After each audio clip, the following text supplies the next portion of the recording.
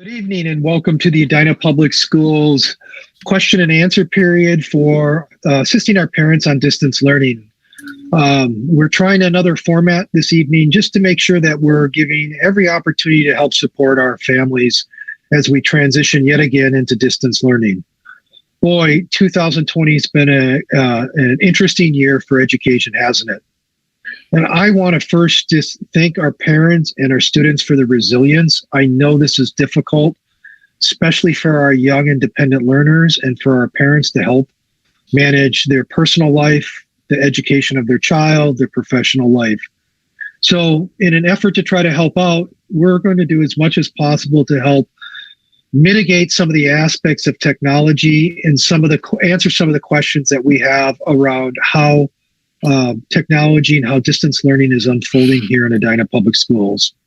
With me, I have a panel of experts that hopefully will help us answer some of those questions. And then we have questions from you as well that will answer them. If we run out of those questions, what we'll do is we'll talk a little bit more about just how technology and how distance learning is unfolding here. We'll answer some questions. We'll go through some vocabulary, generally hopefully provide a little bit more clarity and information around distance learning. I'm kicking it off, and my name is Steve Butner, and I'm the Director of Media and Technology for Edina Public Schools. With me, I have our digital learning specialists. I'd like to introduce them now. Our elementary digital learning specialist, Sean. My name is Sean Beaverson, and I'm the elementary digital learning specialist for Edina Public Schools. Our secondary digital learning specialist. Hi, I'm Michael Walker, secondary digital learning specialist in Edina. We also have some cultural liaisons with us, which are our fantastic partners that we make sure that we leverage as much as possible. And that's a two-way street. We really appreciate their collaboration and partnership in our work around technology. Blanca, would you like to introduce yourself? Blanca Díaz de León, Latino Cultural Liaison. Thank you. Abdi Kadir. Muted Abdi Kadir. Abdi Kadir Ibrahim, Somali Cultural Liaison for the district. And Saili, right? Yes, Saili. Hi, my name is Saili Amrapurkar. I am the South Asian Cultural Liaison for the district. Great. So again, the format for this evening was we had posted a YouTube presentation which covered a number of items around distance learning. And then we had a form where people were going to submit questions. And we did receive some questions. And so I think what we'll do is we'll go through those questions now. Mike, do you want to read off the first question? Yeah, we'll start maybe with some of the elementary questions that came up because this is the elementary portion of our show, so to speak. The first question had to do with where parents could find the usernames and passwords for all of the apps and things for Edina Public Schools, wondering about being able to access apps from devices other than the school-provided iPads. And Sean, maybe do you want to talk about that? Absolutely. So we have also a really important partnership with the media specialists at our various elementary sites. And so if you're looking for your child's username and password, your best bet is to contact your media specialist who has all of those on file and can get those to you to make sure that you can access or can help your student get access. I will talk a little bit about our iPads. That I think that question is related to the iPads and the apps that are available on the iPad. So we do work in a controlled environment with our iPads. They are managed through the district, even though they're at home. And so we have controlled that so that only district approved apps are installed on the iPad. You can make requests for apps to be installed. If you needed to make a request for an app, if you found one that you thought would be useful, you would do that through your teacher, and your teacher would consider that and how that might fit with the other things that we're already doing on the iPad. We do feel like we have the proper apps available on the iPad at the moment, but of course, we're always open to exploring. We just try to keep it limited and narrowed scope because the iPad is just meant to be the tool to help support the learning and not the primary learning platform. And so we really do, in consideration of the youngsters, kindergarten, first and second grade, have access to the iPads. We really do try to maintain a fairly narrow scope on the device, focusing on the big three. So Seesaw is one of them, and the Seesaw Class app is the app that is installed on the iPads. There is a family app for Seesaw that the parents can use. The family app will not be installed on the iPad because that could cause some confusion and some overlap. So with the family app, you can install that on your own personal device, or you can access that through the web. In addition to that, Google Meets is a very important app, and that is installed on the iPad.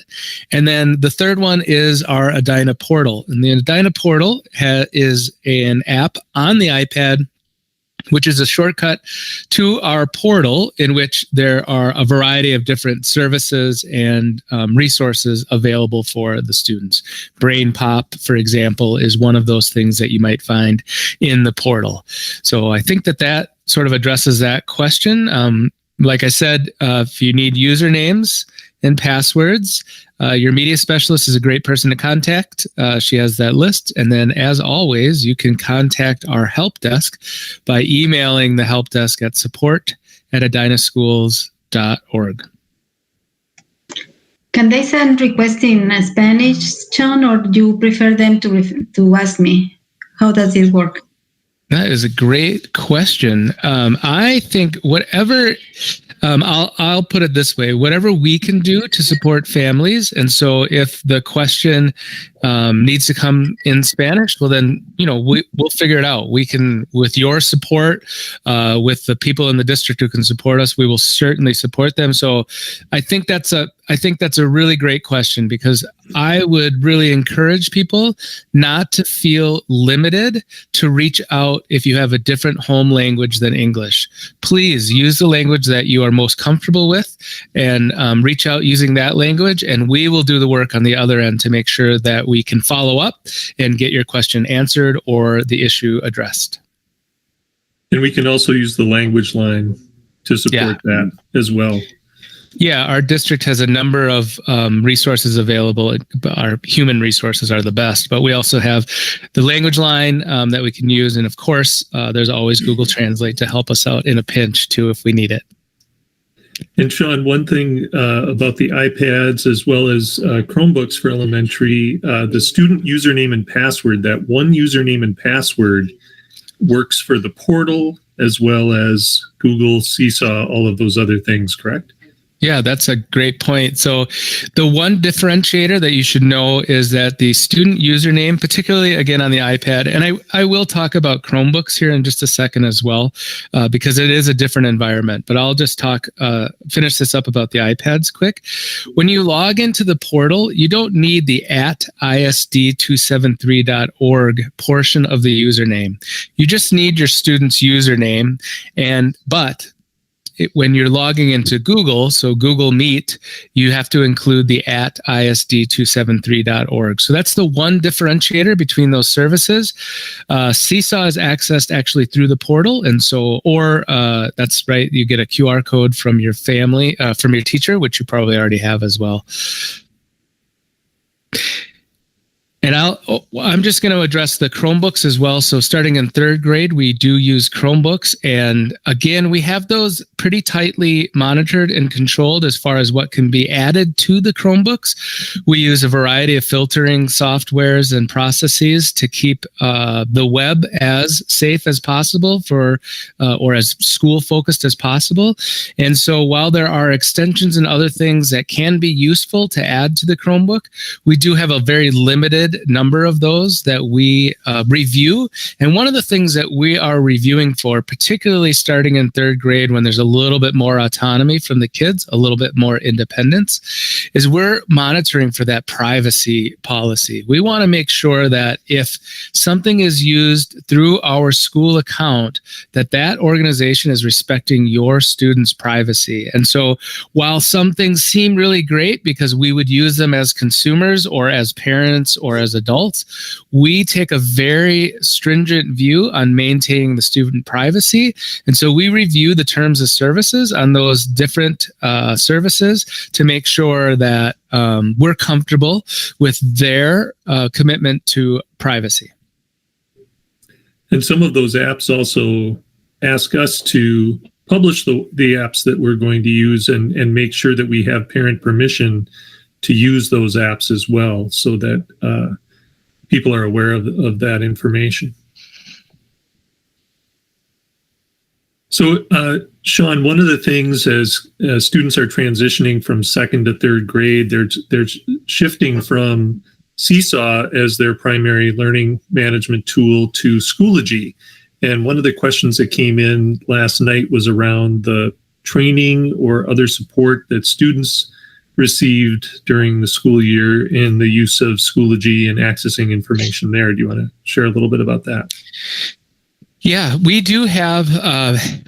have published and made available a list of helpful videos for students that cover everything from finding content on Schoology, navigating Schoology, working your way through the folders, to submitting assignments. And those are all teacher-generated screencasts, help videos to support the kids. And so all of our teachers have access to those, and in many cases those are actually included in the teacher Schoology course to make sure that the kids know how. Now, we're in December and we just switched modes again, and so there may be an increased need based on distance learning to get more access to that information.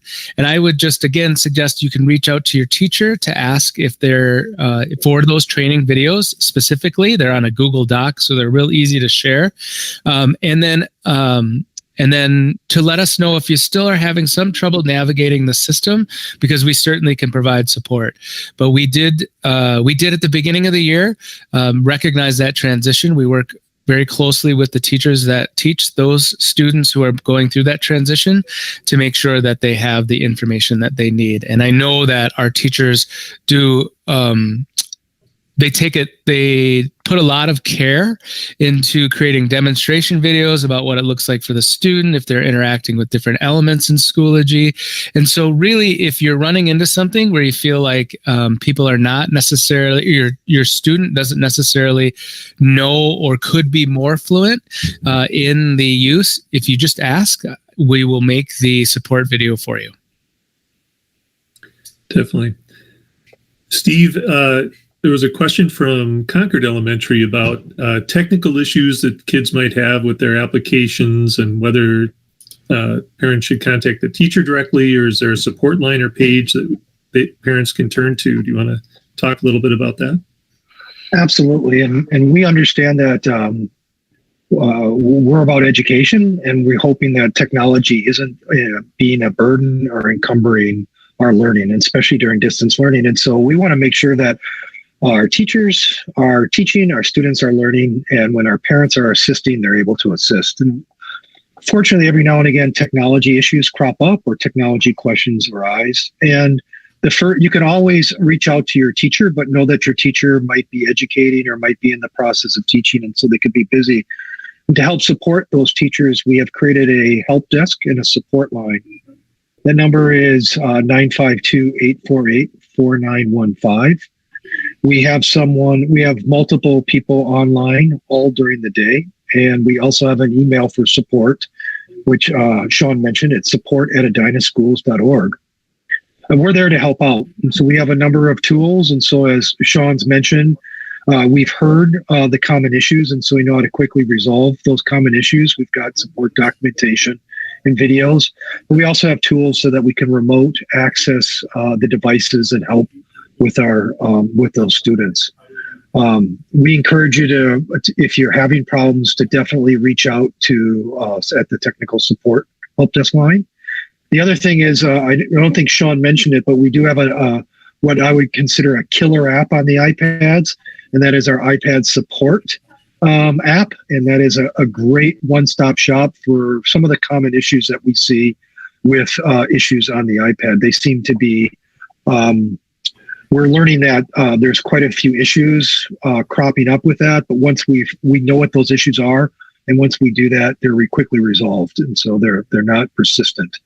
Then the other thing is on the 2020-2021 dashboard at the district website, there is a link for technology where we have a number of FAQs, a number of support documents as well there for them. And then also on the main website is just pretty good documentation about what's the difference between the portal, what's the difference between campus, what's the difference between Schoology and Seesaw. And so there's an FAQ and information about that. So there's a number of digital support features on our website and through email. But at the end of the day, if you're having trouble and it's anywhere between 7 and 4 o'clock, please pick up the phone, 952-848-4915.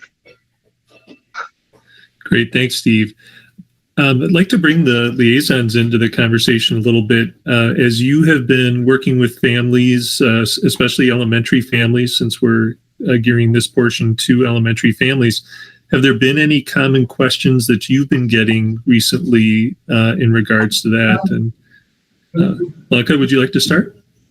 Well, it's not exactly related. The most common question I get is that I checked my son and he's in the computer all morning. How can I know if he's doing schoolwork or just navigating the internet? That's a great question. If it's on a Chromebook, one of the great features that we have is we do not remove the history or allow students to delete their history. And so you can actually hit the control key and H on the Chromebook, and that will bring up the history on the device. And you can go through and see exactly the websites that they have been going to. If it looks sketchy, you can click the link and see whether or not it's appropriate or not. And then, if you find that your child has been off task, you can have a conversation about, it's a teachable moment. It's a learning experience to understand the importance for them to act appropriately and be using the tool for the purposes that they're supposed to.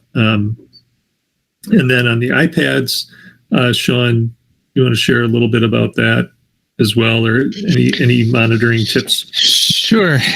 Before we do that, if it's appropriate, I think what I can do is I'm looking at my history right now. And so maybe I'll just share this real quick so people can get a view of what that history actually looks like.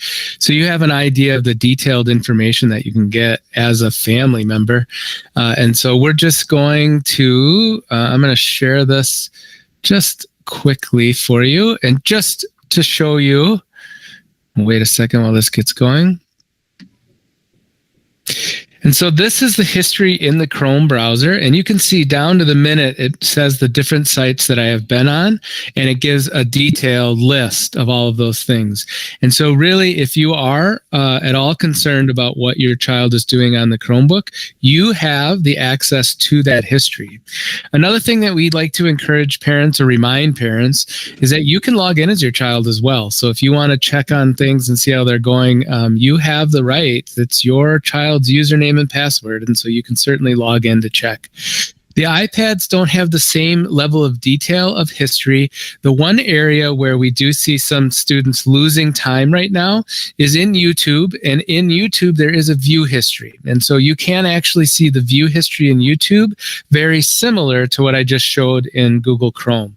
And we recognize that YouTube is a really powerful tool because of the ability to share short instructional videos that makes it easy to get across different platforms, but that it also it is designed to draw their attention. And so we're continually working on updating our methods in the district to try to help maintain the focus of the kids on the correct educational content. But on the iPad, it's a little bit trickier, but you can look at that YouTube history. That's been one of the places that we have heard we're spending some time, but we are continuing to work with our technical background, our filtering and ways that we can work with that.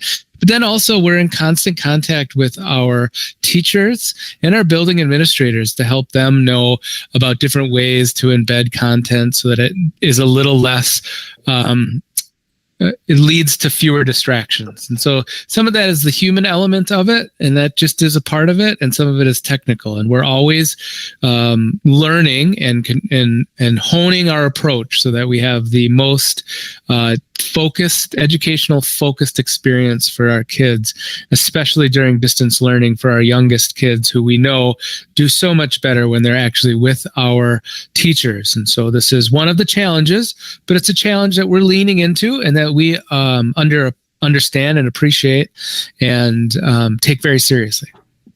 I'll just add a little bit more because I think Sean and Mike are absolutely right. But this is not new to 2020, 2021. We've always been very conscious about leveraging technology when it's appropriate and mitigating the negative aspect. We call it intentionality.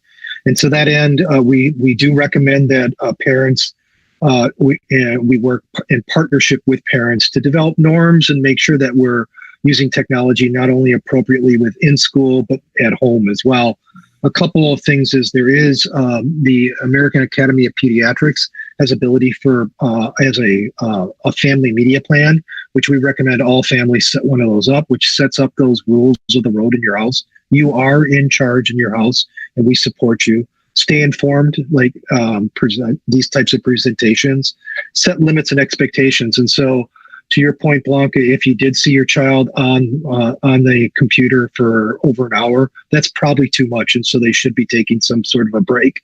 After 45 minutes, they should be on that much longer than that to get away, step away from it. If you see inappropriate use, stop it. So again, to the point of Sean and Mike is being able to look at history and being able to see that and then make a teachable moment. And we also suggest that you model positive behavior as well. And so our children learn from what they see their adults doing. And so if we're in the computers and our heads in the computers, and sometimes that's what they see as well. So it's all about balance. Thank you. Great. Thanks, Steve. Yeah, that balance, especially, of course, with COVID and remote working has gotten really hard and that, but we certainly recognize that importance. Abhi Kadir, have there been any elementary parent questions that have been popping up for you that common questions or things? Not much. Very similar to what Blanca said. You know, a lot of times kids are on the iPad or the device, and you know, sometimes they will say to the parents, "I'm doing work," where in some cases, you know, from the teacher, well, they're not submitting everything in there. So I think it's just like a common, not necessarily any specific to the elementary. Sometimes middle and high, I hear some of this stuff. Mm-hmm. Okay. And I think in our middle school and our high school, we'll talk a lot more about how a parent can check the school G grade book and start monitoring that to check for activities being turned in as well. That's a great point. Yeah. Sally? So I do not have elementary level questions, but one thing that has come up in the past is like when the kids were in school, they could work together with other kids. With distance learning, is there an app or something that parents can use to set up those kinds of little groups so that kids can interact with other kids? That is a fabulous question. And excuse me one sec. We, due to the nature of the situation, we have to be a little bit creative about how we are creating those social connections for the kids to be able to be together. A number of teachers have been working to create Google Meet sessions like Lunch Bunch and other things that are set up by the teacher and monitored by the teacher or by a paraprofessional so that kids can actually get together and join on a Google Meet that is set up from the teacher. That tends to be the best way at the elementary level, is a teacher-generated Google Meet session for them to get connected so that so there's a little bit more supervision involved in that, just like we would have in school. You know, our elementary schools had this wonderful makeover a few years ago, and we have these beautiful flex spaces that we don't get to use right now. And really, the analogy that we use with the Google Meet sessions that are set up for kids is it's sort of like those flex spaces where they're adjacent to a teacher. A teacher is right nearby, but they're set up and used intentionally by the teacher. And so if that is an area that we're continuing to grow, and we try to, the reality is we move slowly into some of these other aspects because we're trying to be very, very thoughtful about the safety and the use for our students and your children. So I know I had the wonderful opportunity to work with Normandale is setting up reading buddies between sixth graders and kindergartners, which is a really fun program. And it takes a lot of work to get set up. But as we learn these things, sort of to what Steve was talking about with the iPad, as we learn these things, we make them immediately available as soon as we can sort of dive in and figure out what that looks like. Again, the idea being on school provided devices, we need to have some reliable management of that. And so while there are other apps and other avenues available, we're going to be restricted down to the ones that come in our G Suite, our Google for Education system, or within our learning management systems, Seesaw or Schoology. Right. And as Sean was alluding to, that those changes in technology just this fall, when we were trying to do distance learning in the spring, Google Meet did not have breakout rooms available in that environment, and Google made changes over the summer to allow for that to happen, and a couple other features for classroom management really and support.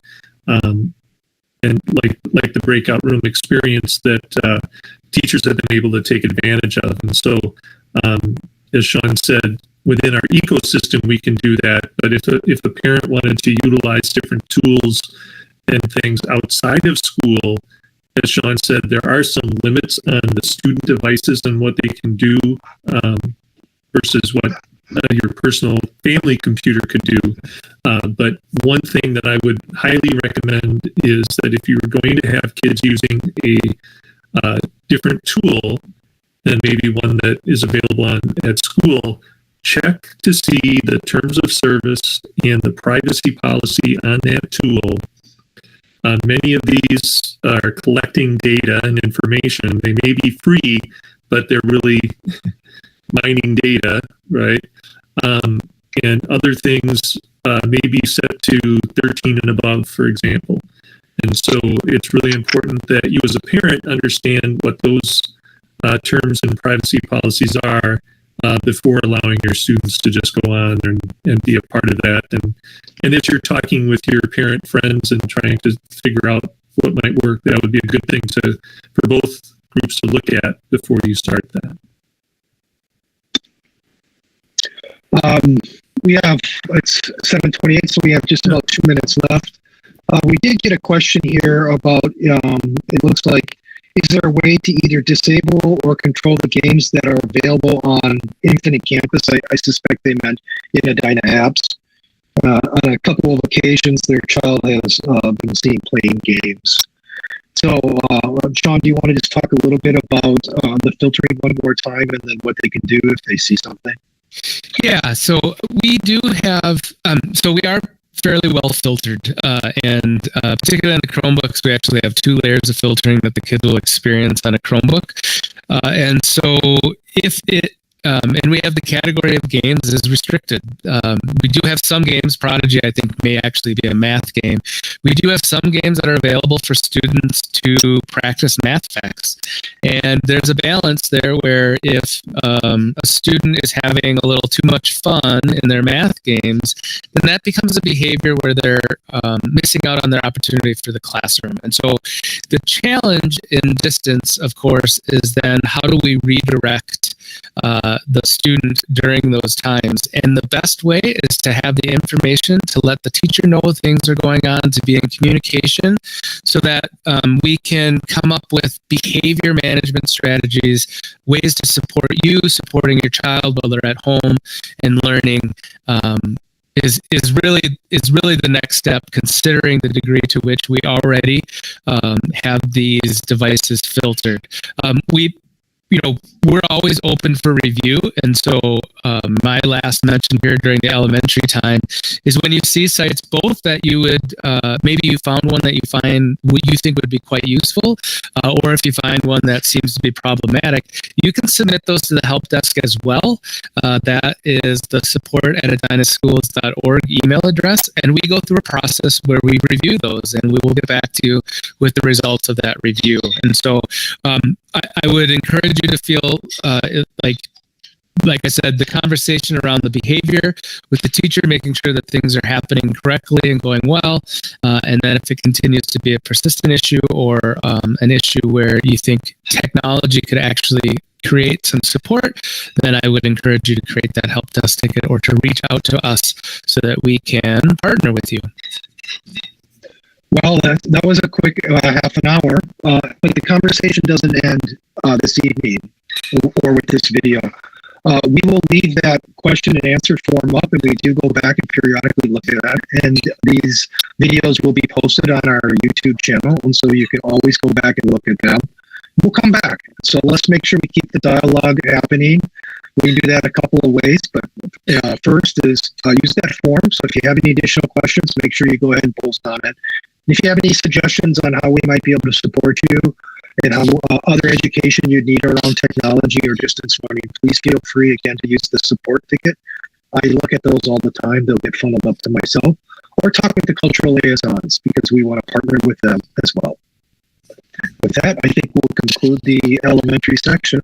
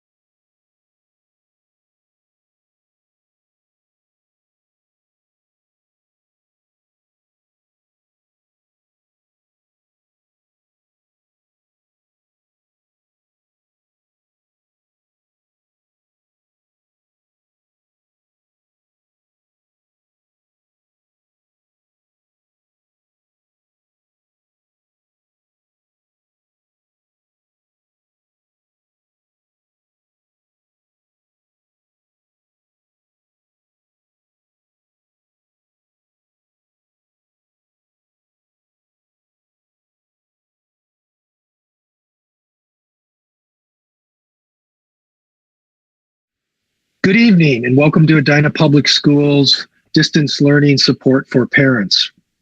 Boy, 2020 has been an interesting year for education, hasn't it? Well, yet we've changed our delivery mode yet again, and we're back to distance learning for the last week or so. We know that's a challenge for our students and our teachers, but we also know that it's a challenge for our parents. So this is an ongoing series of YouTube videos and Q&A opportunities where we can help support our parents, try to answer some questions, provide some guidance, and just partner with you as we proceed through this year of COVID learning. With me tonight, I've got our secondary digital learning specialist. Hi, I'm Michael Walker, serving in that role. And we have our cultural liaisons with us. Blanca, do you want to introduce yourself? Blanca Díaz de León, Latino Cultural Liaison. Thank you. And Saia? Yeah, hi, I'm Saili Amrapurkar. I'm South Asian Cultural Liaison. And Abdi Kadir. Abdi Kadir Ibrahim, Somali Cultural Liaison for the district. And again, my name is Steve Butner, and I'm the Director of Media and Technology for Edina Public Schools. So the format for this evening in review is earlier this week, we posted a YouTube video with a presentation which went to answer a number of the questions and pieces around distance learning. We talked about vocabulary such as synchronous and asynchronous learning, talked about attendance policies, schedules, platforms, just what to expect. We wanted you to take a time to look at that in your own time, so you have plenty of time. And then we also posted a link to a Google form where you could ask questions. We've had a number of questions submitted. Our plan is to go through those questions this evening and then also add additional insight or questions or wonderments that we have as a panel and that we've been hearing to help answer some questions around distance learning. And so the first one, Mike, I think I'll send to you, is why does every teacher have a different place and format for their Google Meets? There should be one standard so we are not looking for links on each class. Yeah, so when I'm going to actually share my screen here and do a quick view of what it looks like. And so on this slide, you can see kind of on Schoology, there's this upcoming section. And a lot of times on now it should be showing up. On a given day, you're going to see different activities for that day. And if looks like a calendar, when you click on that calendar item, some teachers are putting their Google Meet in that link in there. I know Southview's trying a different method of having students go to meet.google.com to see their meets for the day. But for the most part, teachers are posting in the event and overview for the day something. In some cases, teachers may have that link in the weekly overview. It may be right there as a clickable link, or right below that on the top of the page, they're going to have that overview. But for the student, each time they go to that class, it's going to be in one of those three places. And so hopefully that will mitigate, people having to try and find things and having it buried in different spots. But for the most part, all of our teachers have done that. And as we're talking about this upcoming section, when you go into Schoology and you log in as with your parent account, which is your last name, and then the password that you were given by the district. When you click on Schoology and you click on the arrow next to your name, you can select your child. And that's when you can see for them what their upcoming assignments, activities. So here for this particular student, there's a jazz band meet, and maybe they have an assignment here and another overview. Here they've got a connection on something. Here there's a discussion that they're supposed to do. Here's a test coming up the next day. And so all of those things are listed there as a way to be able to see what's coming up and what's due that day. In addition, some teachers at Southview are going to be posting a unit guide at the very top of their course. And students know to access that unit guide, and there they will see for a given day what activities are happening. On that unit guide would be a place for the student to reflect on what they did and what they learned, what they took away from it, a place for teachers to give feedback. And so more at the middle level, you're going to see those unit guides being used, but all of the teachers are going to be posting all of that information in the Schoology course. At our middle schools, each class period, at the beginning of the period, there is a synchronous Google Meet that all students are to attend. And that's maybe just a quick overview of what the day looks like, and then students are working independently, or maybe they're doing collaborative work in breakout meets. But for middle school students, they're always going to have a synchronous session during the school day when their class would meet. And so for advisory at 9:20, that meet is critical because that's the main attendance for the day that needs to be taken. That doesn't mean that they shouldn't be showing up for the other meets during the day as well, though, because those are required. At the high school, Oh, we'll get to the high school in the next half hour. So sorry, I'm moving ahead of myself. There's another question here, Mike, about Schoology and the calendar on the right. It says, when a student has an assignment listed on the right, and then the student completes the assignment, when does it drop off the list? Instantaneous, same day, next day? So if you're uncertain, and if you click on that, like for example, right here, this happens to be an assignment, and you can tell because it has a blue icon with a pencil. If you click on that, it's going to show whether or not the assignment was turned in or not, or submitted. And so you can see if it's outstanding or submitted, and if you go to the grade book, you can see whether or not there was a grade or if something has been submitted.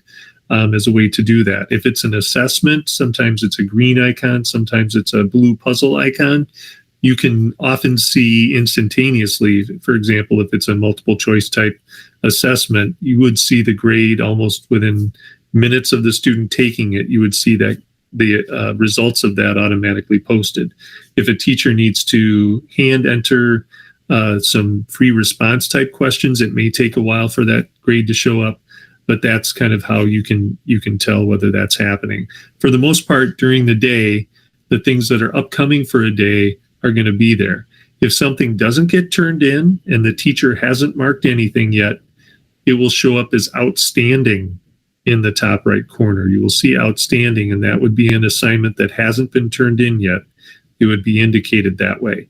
If you go into the teacher's grade book, you can see if they have marked something missing, there will be a big bright orange circle by those assignments. So if you're never sure, or if someone says there's something missing, or if you get a digest in Schoology that something is missing, you can go in and see that digest and see that assignment in the grade book.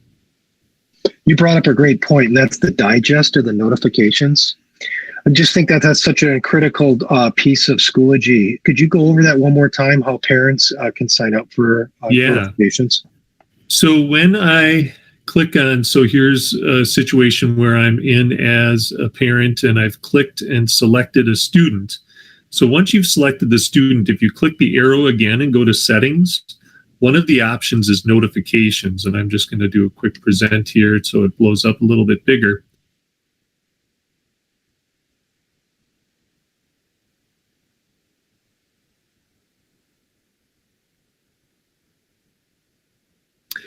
And on this notifications tab, there's an email summary that you turn on. You turn that on, you get the option of having a daily summary of the student work or a weekly summary of the student work. So for some parents, they might like to set it for 5 p.m. on a Friday, so that did during the week, see whether or not there's any makeup work that needs to be done on the weekend so that they can be caught up and ready to go on Monday. You can also select an email notification to have an email sent to you if an assignment is missing. If it hasn't been turned in, it's outstanding, you would get that email notification there. So again, on the web version of Schoology, you click the arrow, select your child first, and then click the arrow again and go to settings. And then you will see this notifications tab where you can set those things up. Thanks. Maybe we should, at this point, maybe we should ask our peers if they have any questions or any questions they'd like to ask us. Yeah. Abdikadir, maybe we can start with you this time. Yes. So a couple of things that I hear from some parents is that, we talked about a little bit in the elementary section, but going back to the idea of filtering, and when it comes to secondary, middle school and high school, and how many of the social media programs or sites are absolutely not acceptable in our devices. Is there something that we can block? I hear that Instagram, Facebook, Twitter, and some other additional ones, some students are spending time. Is that allowed in our device? Thank you for that question. And at the middle school level, that is an area that we're constantly working on. And I'll just give you an example of how much we're working on it. For 2 years ago, we used to allow students to bring their own device in, and the use of cell phones were less monitored than they were in the past. And now we distribute a district-owned Chromebook, and we do not encourage the use of cell phone as an instructional tool. We also work with parents to make sure that they're trained and understand how we're leveraging technology. And one of the things that we do is we filter our devices quite a bit. So actually social media programs like Instagram and Reddit now are blocked. Those are not available. Twitter is not available to students. And so we block that. Nor is streaming media. So Netflix, Hulu, games, programs like that are not blocked. We also mentioned earlier that at any time, if a parent has a concern, they have a number of options. One is it is their child that is most important for us. And so if they're concerned, they can always log in as their child on that device to be able to see how that child's been using the device. We do not block or erase the history. And so by hitting the Control H on a Chromebook, a parent can review the usage of a Chromebook and see where that child's been doing and spending time. And then we also encourage parents and families to create what's called a family media plan. That just helps to create rules of the road. And even though we're in the COVID pandemic and we're using more and more technology to communicate and do our work, we still want to make sure we're setting rules of the road of how it's being used. That includes things like making sure you have limits on how often. A student would not need to be on technology for a long period of time. We encourage them to actually take breaks. And so 45 minutes or something like that, we really want a student to step away from the computer and do something else, maybe then go back to it, work on it a little bit and take breaks. Have that computer in a common area, so at a dining room table or in a kitchen or someplace that other people are around so that we can monitor if that student has any questions, we can assist on them. And then if there's any issues or questions about the child's use of technology, I encourage them to contact their media specialist in their building. That's Heather Palmer or Robert Deal or myself by submitting a trouble ticket to support@edinaschools.org. We can help provide an overview of how that child is spending technology. We can come up with some other options on how we can ensure that that child's use of technology is appropriate. So we're here to work with parents shoulder to shoulders. Their devices are filtered, they're monitored, and we will continue to make sure that they're protecting their child. And I just threw up on the screen here so you can see that history component and what Steve was talking about. And so you can see the timestamps. I think you have to share your screen, Mike. Oh, I thought I was, but let's see if. There it comes. Oh, it dropped off. Interesting. Well, maybe you're having some computer problems. See, it happens not only to parents, it happens to us as well. Yeah. Maybe we'll take another question. So just another question while we're sharing that. Very similar to the parents are sending their questions when they have technology-related questions to the support edinaschools.org.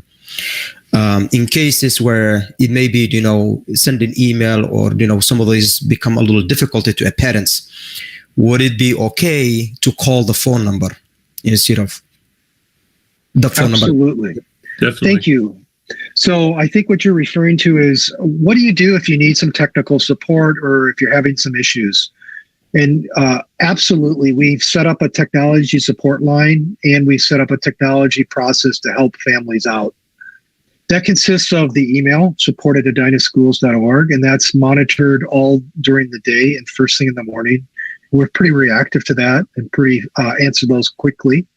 But more importantly, if you just need to get a telephone person, we do have a telephone number. That's 952-848-4915. It's our help desk.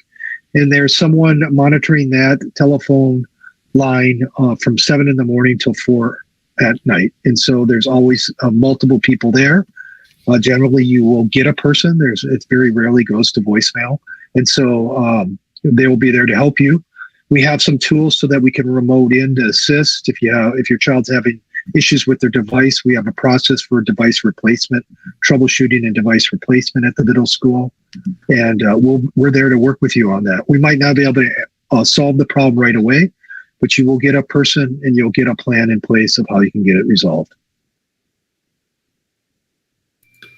And I'm just throwing that up for people to see that support information. One of the things too, I wanted to mention when Steve was talking about filtering is that, there's websites going up all the time, and sometimes it takes a little bit of time for them to be classified within our filtering system. And so if you do find that there are sites that a student's going to that you don't think they should be, we can always look and put those in our list of block sites as well, so that if that comes up. And so we're happy to do that. And by emailing the support or calling the district tech support, that can happen. Siley, do you have any questions from secondary parents that are common questions that you've been getting?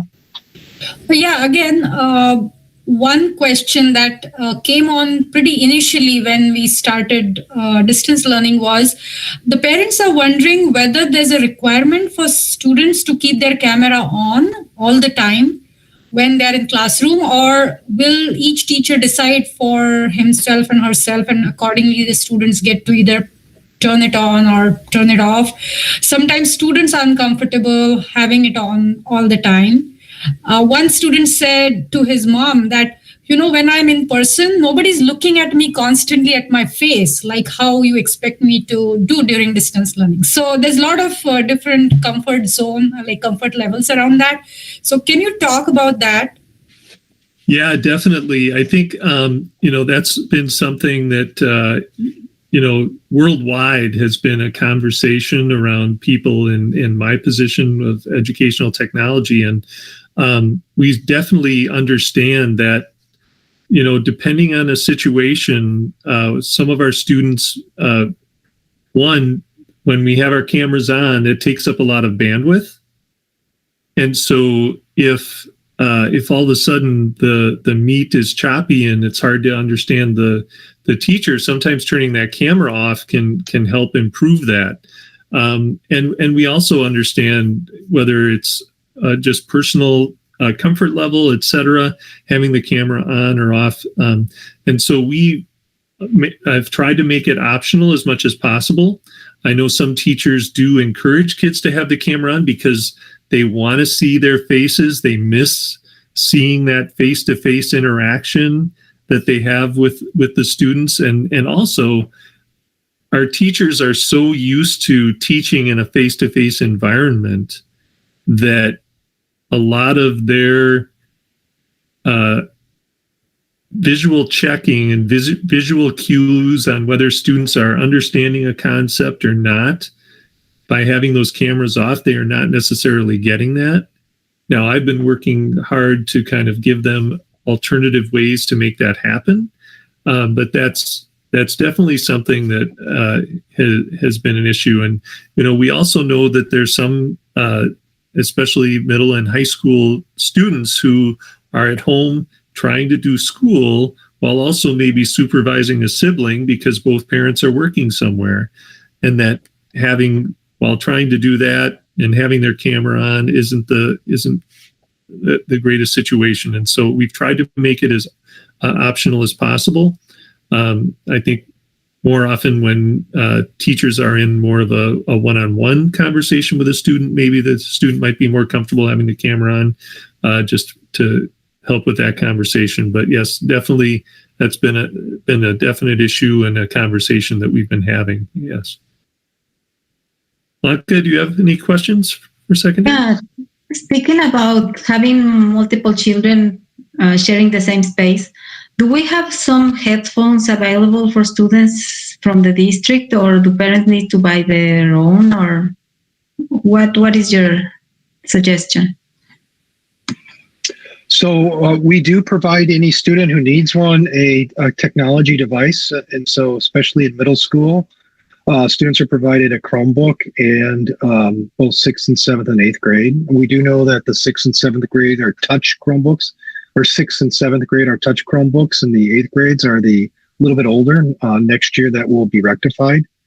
And then the good news about them is all those Chromebooks actually take the small jack that would be used with as the same as with iPhone or a cell phone's headset. So you can use any headset that you want in order to make that work. I'm using a set of headphones right now that are for my cell phone as well. So the district doesn't have headsets to put out, but if you have an old pair of headsets or earphones or earbuds that you've had with an old cell phone, those would work just fine. Thanks. Yeah.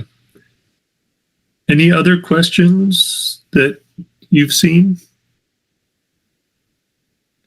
I have, and we haven't heard it for a while, and that's good news, is that some parents forgot what their username and password was for Edina apps, or they've been using their child's username and password. And that's happened in the past. So I just want to remind parents that you have your own username and password for Edina apps. We encourage you to use that because you'll gain access to the Edina apps or the applications like Campus and Schoology different than what your child will get. You'll get a little bit different information. So it's important that you log on that way. As a parent, your username and password, your username is your last name, period, first name, and your password is a password that was provided initially. If you want, you can always reset that password from the Edina portal. And in the Edina portal, you'll see Infinite Campus, which is a place where you see your child's permanent record. You'll see a current progress report. You'll see lunch information, be able to pay fees and fines, schedules. It's more of your permanent record. Schoology is that day-to-day classroom. That's where you'll be see what your children are up to, 3rd through 12th grade, any activities, any assignments, and your child will be able to publish information and turn in assignments.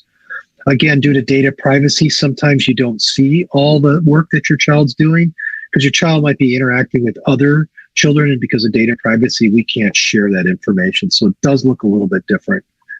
Then there's Learner's Edge, which is a great program where you can look at your child's historical test and assessment information and just get some information about your child.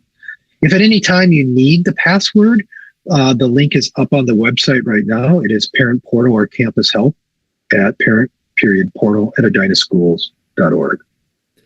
Hey, Steve, we did get one last question here from a Southview parent asking, is it okay for students to use Google Meets for socializing, or are they only for study sessions? And this kind of speaks to our acceptable use policy in regards to the use of all of our technology tools, that they're really primarily for educational purposes. We do understand that, that desire for kids to be able to socialize some, and for the most part, the teachers have been given Meet links that students aren't necessarily able to start, but we understand that there may be some workarounds for some kids that they've figured out. And so, if you do see that outside of the school day, you may want to kind of have a conversation with your child about that because it's not necessarily allowed. Right. Just like if it was in a normal school setting, we generally wouldn't let students to interact unsupervised. You send your children to schools in order to be safe and to learn in a learning environment. And that's the same philosophy we're using on our online ecosystem. But to that end, with our Google Meet or Google Apps for Enterprise, our Google Meets, we do have the ability to create breakout rooms. And I know a number of teachers have been leveraging breakout rooms so that they can have students be able to meet in smaller groups and do some socialization as either working partnering on projects or doing some interacting in some smaller study groups. But generally speaking, Mike's right.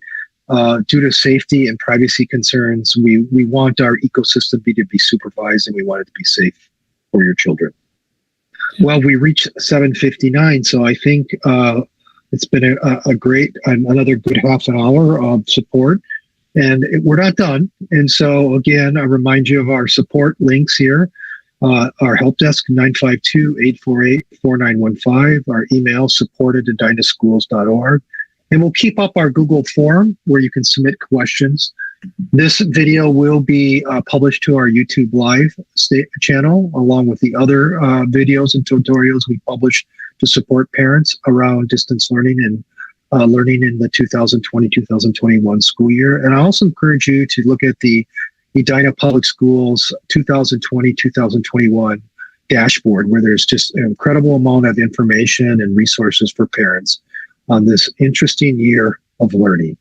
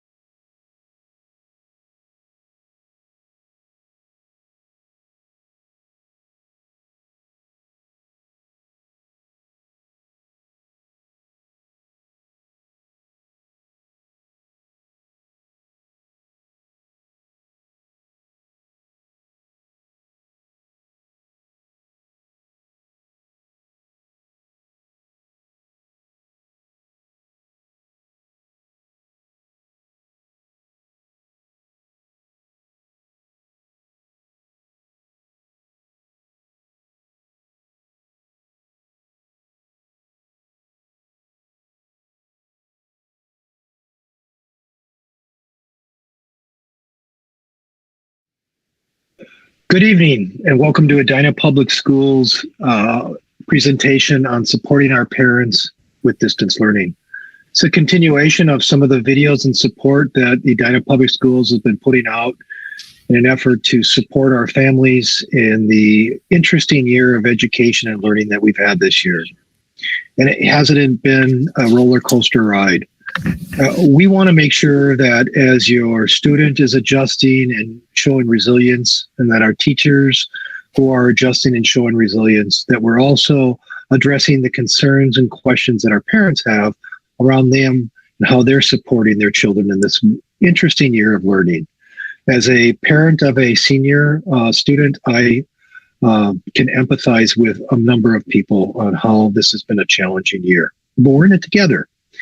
Tonight, what we're going to do is we're going to respond to some of the questions that we had, have a conversation about any concerns or comments that you have, and just keep that dialogue and that support going. With me tonight, I have the digital learning specialist for the secondary. Hi, I'm Mike Walker. And we have our incredible cultural liaisons with us as well to help support us and team with us. Blanca? Blanca Díaz de León, Latino Cultural Liaison. Hi, Saili Amrapurkar, South Asian Cultural Liaison. And Abdi Gadir.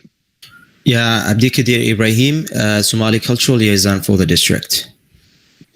And again, my name is Steve Butner, and I'm the Director of Media and Technology for Edina Public Schools. Just remind you of what the format was going to be for this evening. Earlier this week, we posted a YouTube video on the Edina Public Schools YouTube channel with a presentation which went into quite a bit of detail about distance learning and about this phase of learning at Edina Public Schools. We talked a lot about the vocabulary, things like the difference between asynchronous and synchronous learning, format of how schedules were and how your child's day would evolve at the high school, talked about some of the protocols around attendance, talked about the platform your child would use and how you could support them. We also ended it with a link to a Google form where you could submit questions. We're going to answer those questions tonight. If we have any additional time left over, we'll talk about some other questions that you might have had or forgot to ask, or other wonderments that you might have around distance learning in Edina Public Schools. Why don't we go ahead and jump right in? Mike, the first question I have is from a high school parent that says, is there a way to set up separate notification preferences for separate students in Schoology? So in that situation, and I'm going to pull up real quick, we'll talk about those notifications. And I'm going to share my screen here. Hopefully all the technology will work. My boss paid the bills.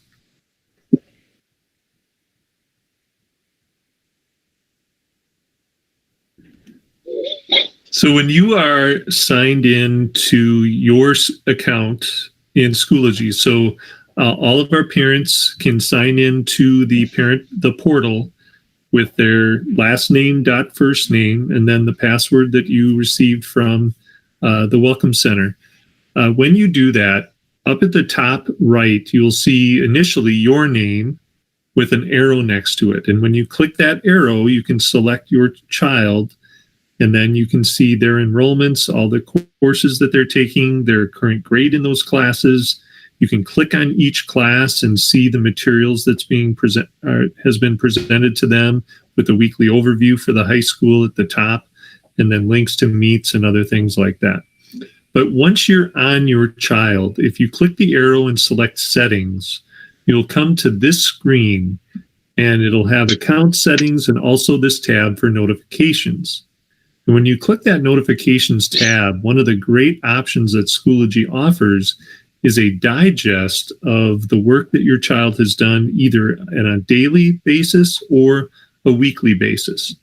So when you click and turn this on, it gives you the option of checking a box for each day or just maybe Fridays, for example. So, and then you can even set the time of day that you would get that notification.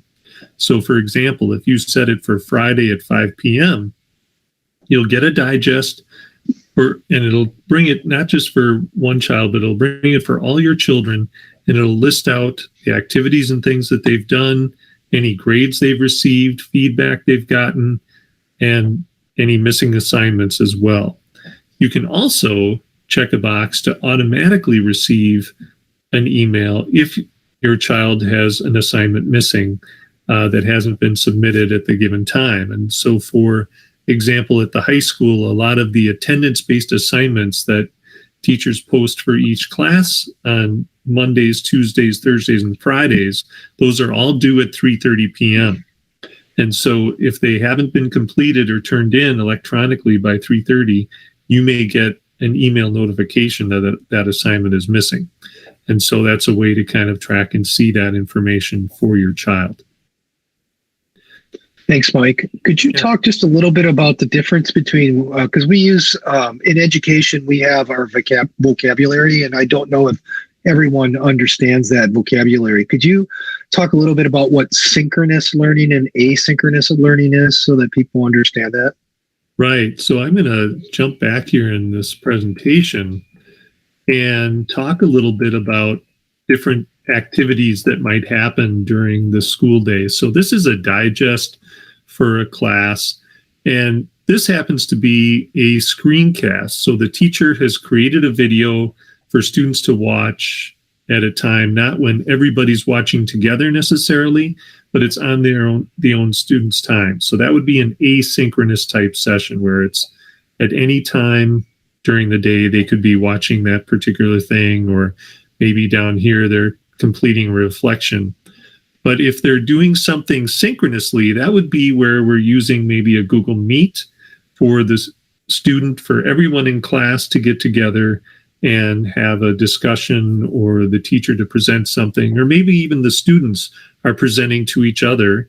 Or now that Google has made some updates to Google Meet, teachers may often put kids in breakout rooms so that they can have discussion and conversation. Maybe they're doing a group project and they're able to collaborate on that now in a way that we weren't able to do last spring. Thanks, Mike. And then the difference between synchronous and asynchronous learning? Right. So I'm going to jump back in the presentation here because it's got some nice graphics to explain that.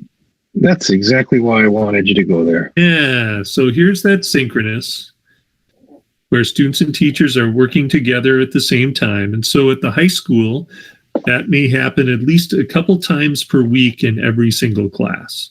There's going to have some synchronous meets. It may be the entire group, or maybe one day it's the entire group, but another day maybe it's a small group interaction. But at least 2 days a week for every class, there will be some type of synchronous type session where everyone's doing the same thing at the same time. When we talk about that asynchronous, then the learning happens completely independently, and students are doing their work on their projects on their own time. Great. Thank you. Do we have any questions from our cultural liaisons? I can jump right in. Actually, I wanted to give compliments because I've heard good things, and I myself have a high schooler. So I know that overall high school has done a great job in giving clear-cut instructions about how distance learning is going to work. So if people are following all the messages that the school sends and the screencast, they should be on top of everything. One thing that I would like for you to repeat is how the flex time assignment works. Like, how can kids sign up for flex time? Great question. I'm going to go back to my screen here. And I've pulled up the weekly schedule for the high school. Once it comes up.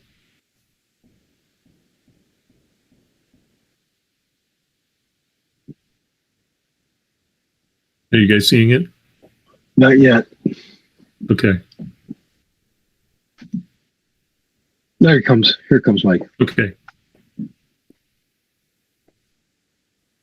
Yep, it's up. All right. So this is the weekly schedule, a sample weekly schedule for the high school. And For most days, they're going through their regular classes, and these yellow times might be the synchronous sessions that we just talked about, where they're doing a live session. But on Wednesdays, they've divided the day up by subject area, and teachers can either invite students or students can sign up using the responsive scheduler tool in Infinite Campus. They go into the campus tool inside their portal, and they select responsive scheduler. And then let's say, for example, I needed some help with so I was a French student when I was in high school. And so maybe I need some work on that. And so during my 5th period, if I wanted to get some extra support, I could sign up for that world language flex time with my French teacher, and then would be able to sit down and work with the teacher in a synchronous type session that way. Other times, maybe I'm not doing so well in math, and maybe my teacher might sign me up to come to the flex session during that time so that they can give me some support. Or maybe I missed an assessment, a quiz, or a test on a given day and need to make that up, and I might do that during that time. And so that flex time on those Wednesdays is an opportunity for us to give some extra support, or kids to reach out to teachers to get extra support. And we definitely encourage students to reach out to staff when they need help, so that they can continue to do well in school and that.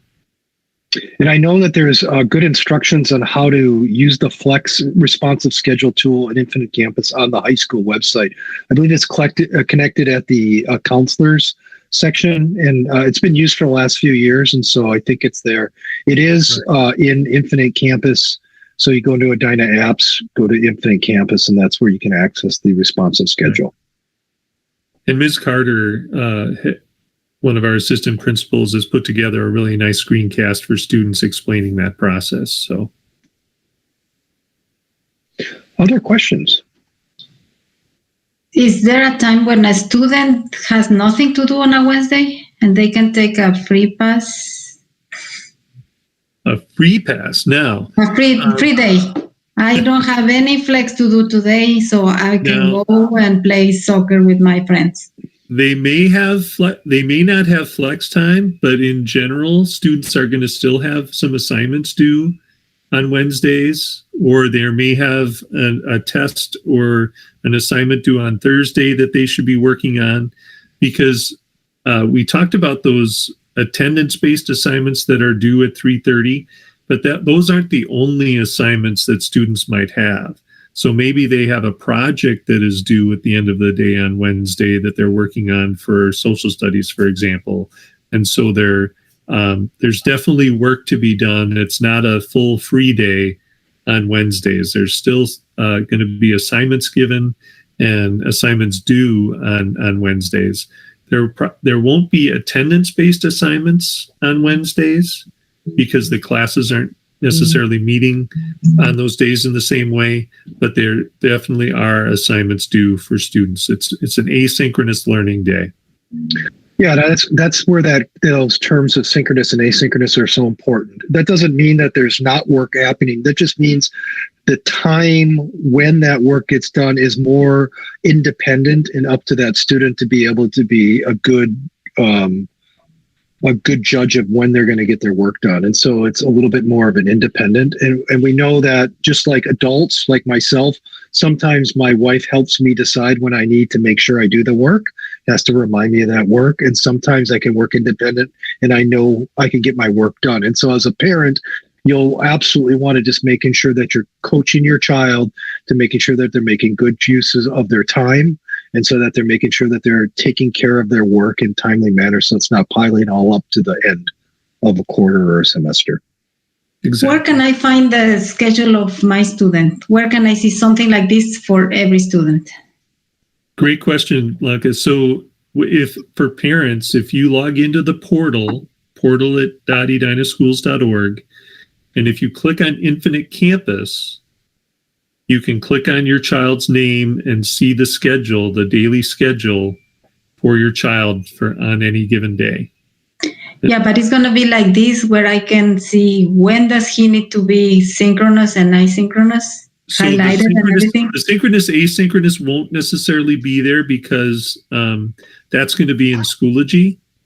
But when the student goes in and the parent, you can see in Schoology when those times are. If you log in there, you can see the calendar events and for each of the teachers, they're going to post if they're going to have a live session or not.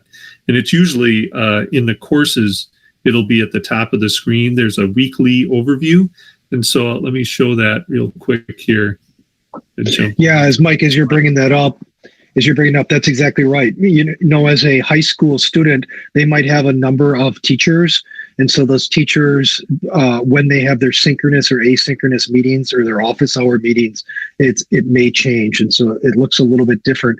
But going into Schoology and going into each of their child's courses, they get the week at a glance, usually at the beginning of the week, which provides them information of how that week's going to unfold for each of those classes. So they'll see for each day, you'll see the calendar events here. And then the other piece that I'm pulling up is right here at the top of the high school courses. They have that week at a glance.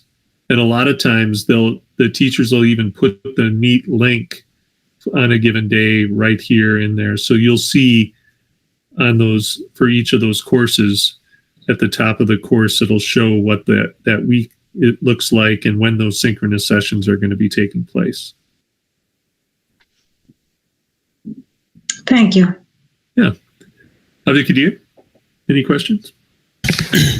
I was, just thinking about if you can maybe repeat again how parents can set up user account and password, because a lot of things depend on Schoology, and if you don't connect with Schoology and Infinite to begin with, it's very hard to see those schedules. Just maybe if you can talk about one more.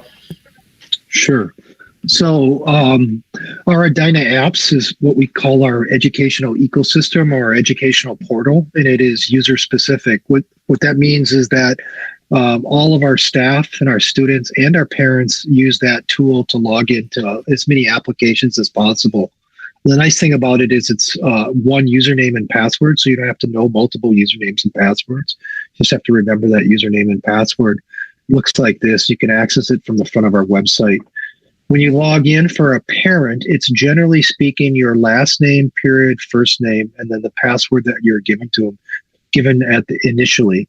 We really encourage you to use that username and password because your child will have a different username and a password, and they'll have a different access. And so the information that they will see will be different than the information you see, and the things that they can do will be different than the things that you can do. And so as an adult or as a parent, you'll want to be able to access the tools and be able to do the things that you want to do, and your child will be accessing their course content and their work.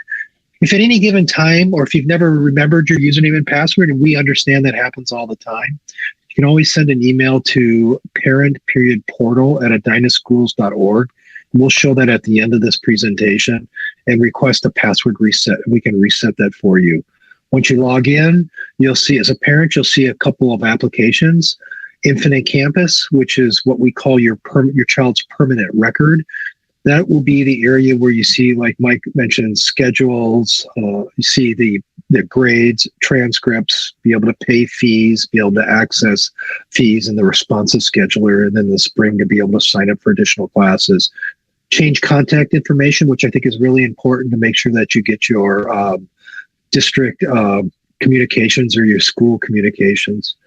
Schoology will be that learning management system or LMS. That's that virtual classroom. That'll be where your child will be interacting with their teacher, submitting assignments, maybe collaborating with teammates or peers in their classes. And will be a place where they can understand what's due, take assignments generally, turn in things.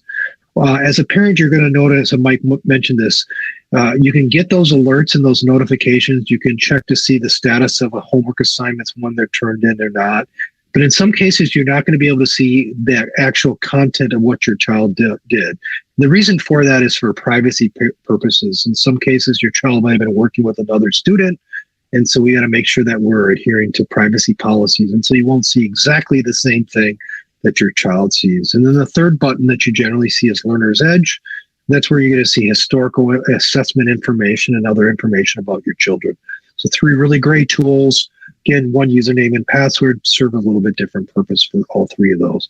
And I see Mike has put the parent portal information link up there. It's parent.portal.edinaschools.org. Other questions?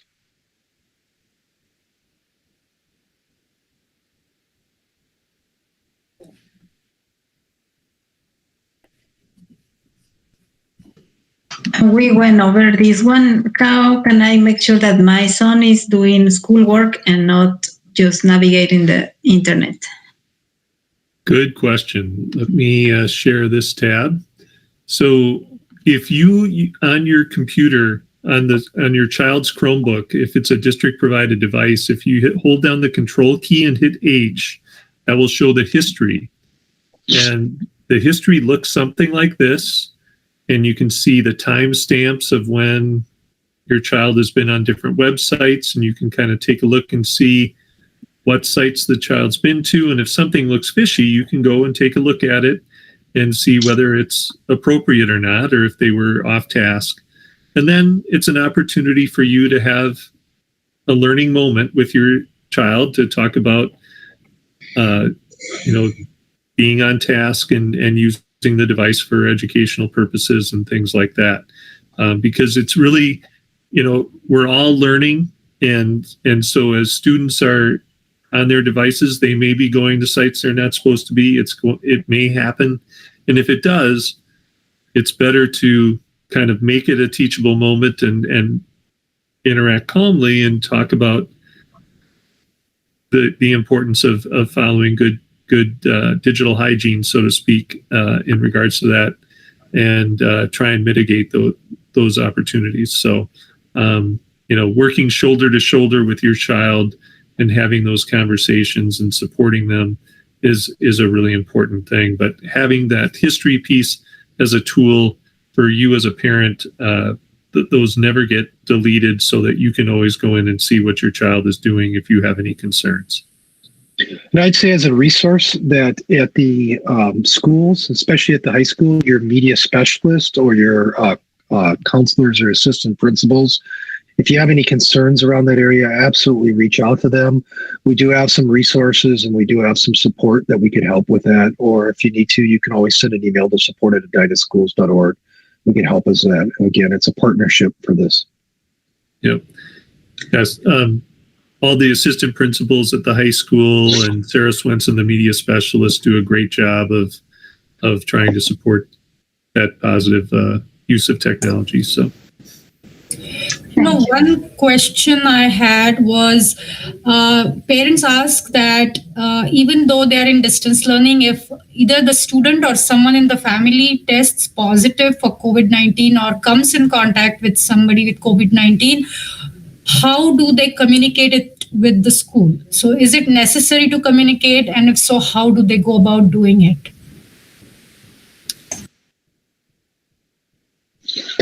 I think if they wanted to communicate that, they would do that through the attendance line like we do for other attendance purposes, and that's kept confidential and the information, or they would contact the building's health services offices. And so each building has a health services office and where they can submit that information. I do know that there's a resource on the 2020-2021 family dashboard, and in there it is about COVID and reporting COVID and what to do. And so that'd be a great resource as well, as using those links. Yeah. And absolutely, we are keeping track of all the cases. We need to know, even if we are not coming to school, we need to track the cases to make decisions in the future. Right. Yep. And I believe Superintendent Schultz actually sent a communication about that today and mentioned the importance of still reporting those cases, even though you're at a distance. It's very important.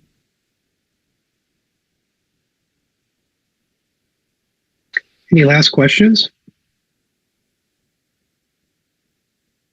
Well, this has been great. And again, the conversation's not over. We'll continue with this.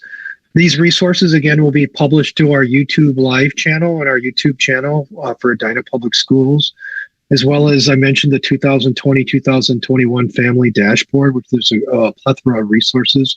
I also know the Edina Public Schools website and the Edina Public School Administration are phenomenal, very responsive to needs. And so I think you'll find a lot of great information there, and I'm sure they'll be able to help you out. If you ever have any technology issues or technology questions, you or your child, those resources, you can always send an email to support@edinaschools.org or contact us at the help desk, 952-848-4915. And we'll leave the Google form available as well. And so we check that periodically, and we get those questions, and we'll get back to you as well. Thank you, Mike, for posting that. Throwing those back up. Yep. So again, thank you very much for attending this session, and we hope to do it again soon. And I hope you and your family stay safe. And Thank you. And have a great